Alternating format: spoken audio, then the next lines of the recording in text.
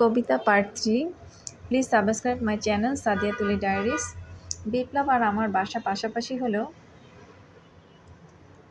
সামনাসামনি দেখা হয়নি, কারণ আমি দেখা করতে চাইলেও কাকার বাসার কেউ চাইতো না। তাদের নোটিশে বিপ্লবকে বাসা ছাড়তে হয়েছিল। বিষয়টা দুঃখজনক হলেও সত্যি। পরবর্তীতে আমার পক্ষে পুরনো কর্মস্থলে থাকা সম্ভব ছিল না।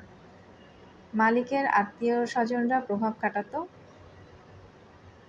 বিষয়গুলো মেনে নিতে পারিনি।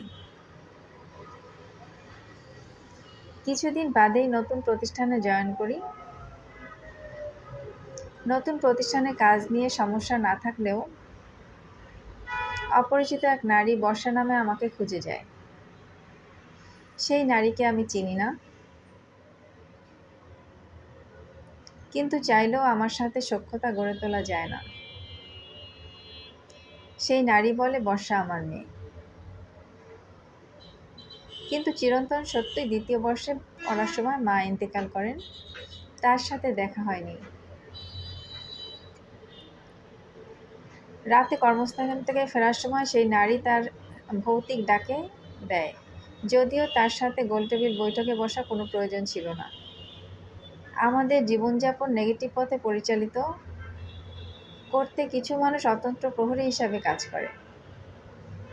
তাদের মধ্যে 3 জন কাকার ধর্মছেলে এবং তার ভাই বোন। কিভাবে আমাকে কালোবাজারে নামাবে, সারাক্ষণ সেই চেষ্টাই করে। বাস্তব অভিজ্ঞতা থেকে বলছি, যেদিন কাকা মারা গিয়েছিলেন সেদিন একটি প্রজন্ম শেষ হয়ে যায়। অনেকে বলেছিল বর্ষার বিয়ে হয়নি, তার আর কেউ নেই। কিন্তু তাদের শেষ কাজ নিজ হাতে করার সময় ভাবছিলাম, মানুষ যে গাড়ি বাড়ির পিছনে ছুটে চলে,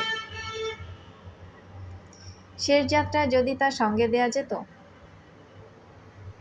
তাহলে এরা সবকিছু নিয়ে খাটিয়ে উঠত। আমি অন্যায়কে প্রশ্রয় দেওয়ার মানুষ না। রবিউল ইসলামকে যেদিন প্রথম দেখেছি,